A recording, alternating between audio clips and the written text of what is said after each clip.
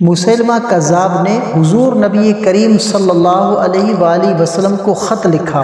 اس کے الفاظ یہ تھے کہ میرے ساتھ ایک معاہدہ کر لیں، جب تک آپ حیات ظاہری میں ہیں آپ نبی ہیں، جب آپ کا وصال ہو جائے گا تو میں نبی ہوں۔ یا یہ معاہدہ کر لیں کہ آدھے عرب کے آپ نبی اور آدھے عرب کا جو ہے وہ میں نبی ہوں گا معاذ اللہ۔ یہ خط لکھا تھا مسیلمہ کذاب نے نبی کریم صلی اللہ علیہ وآلہ وسلم کو۔ اس خط پر نبی کریم صلی اللہ علیہ وآلہ وسلم نے جواب میں لکھا، میں تو اللہ کا رسول ہوں جبکہ تو کذاب ہے، جھوٹا ہے۔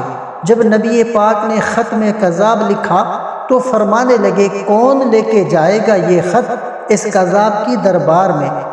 اب اس کی دربار میں جانا، یہ حالات جو ہے وہ بڑے خطرناک ہیں۔ اس کے آگے بھی بندے پیچھے بھی بندے ہیں، جان کا خطرہ بھی ہے۔ ایک صحابی تھے جھاپڑی فروش، سر پر ٹوکرا رکھ کر مدینے کی گلیوں میں کھجوریں بیچتے تھے۔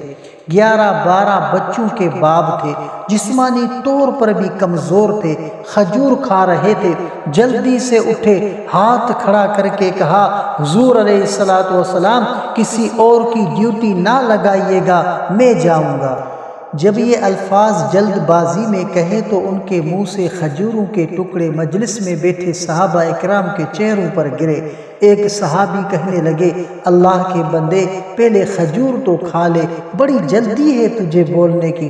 مسکرا کر کہنے لگے، اگر کھاتے کھاتے ڈیوٹی کسی اور کی لگ گئی تو کیا کروں گا، مجھے جلدی ہے۔ اللہ اکبر۔ حضور علیہ السلام نے اپنا نیزہ دیا، گھوڑا دیا اور فرمایا، ذرا ڈٹ کے جانا اس کذاب کے گھر۔ وہ صحابی عقیدت کی نظریں جھکا کر کہنے لگا، محبوب خدا آپ فکر ہی نہ کریں۔ صحابہ کہتے ہیں کہ وہ اس طرح نکلے جیسے کوئی جرنیل جو ہے وہ نکلتا ہے، ان کا انداز ہی بدل گیا، ان کے طور طریقے بدل گئے۔ وہ یوں نکلے جیسے کوئی بڑا دلیر آدمی جاتا ہے۔ وہ صحابی مسلمہ کذاب کی دربار میں گئے، وہاں ایک شخص جو بعد میں مسلمان ہوا وہ بتلاتا ہے کہ وہ صحابی جن کا نام حضرت حبیب بن زید تھا، جب وہاں دربار میں پہنچے تو اپنا نیزہ زور سے دربار میں جو ہے وہ گاڑ دیا۔ مسلمہ ٹھٹک کر کہتا ہے، کون ہو؟ آپ غراتے ہوئے فرمانے لگے، تجھے چہرہ دیکھ کر پتہ نہیں چلتا کہ میں حضور علیہ السلام کا نوکر ہوں؟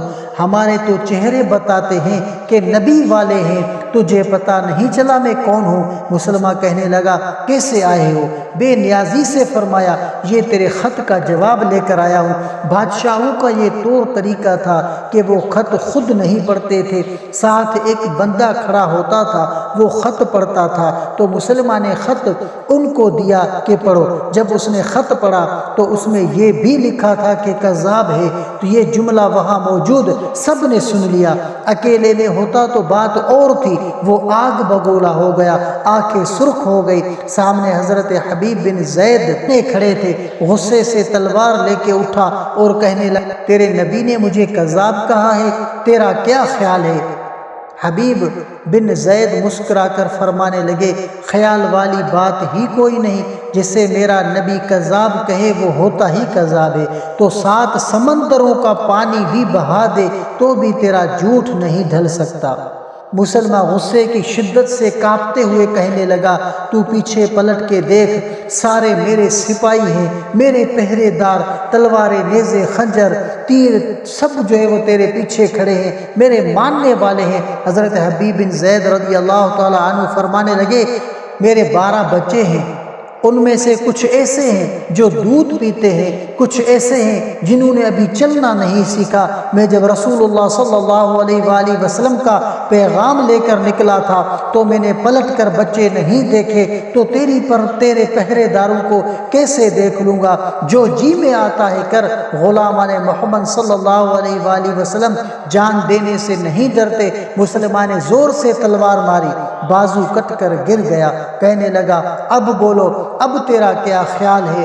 آپ فرمانے لگے تو بڑا بے وقوف ہے، ہمیں آزماتا ہے، ہمیں تو بدر سے لے کر احد تک سب آزما چکے ہیں، تو ابھی بھی یہ خیال جو ہے وہ پوچھتا ہے، میرا خیال وہی ہے جو میرے نبی نے فرمایا۔ مسلمان نے پھر تلوار ماری، دوسرا ہاتھ کٹ گیا، کہنے لگا میں تجھے قتل کر دوں گا، باز آ جا۔ آپ فرمانے لگے تو بڑا نادان ہے، تو ان کو ڈراتا ہے جو فجر کی نماز پڑھ کے پہلے ہی دعا ہی شہادت کی مانگتے ہیں، جو کرنا ہے کر لے۔ مسلمہ کذاب نے تلوار گردن پر رکھی، کہنے لگا میں تیری گردن کاٹ دوں گا۔ حبیب بن زید فرمانے لگے کاٹتا کیوں نہیں؟ روایت کرنے والا فرماتے ہیں کہ مسلمہ کے ہاتھ جو ہے وہ کانپتے تھے، تلوار جو ہے وہ چلائی، گردن کٹ گئی۔ ادھر مدینے میں حضور علیہ السلام کی آنکھوں میں آنسو آئے۔ صحابہ کرام رضی اللہ تعالی عنہ نے پوچھا یا رسول اللہ صلی اللہ علیہ وسلم کیا ہوا؟ فرمایا میرا حبیب شہید ہو گیا اور رب کریم نے اس کے لیے جنت کے سارے دروازے کھول دیے ہیں کہ محمد سے وفا، تو نے تو ہم تیرے ہیں، یہ جہاں چیز ہے کیا، لوح قلم بھی تیرے ہیں۔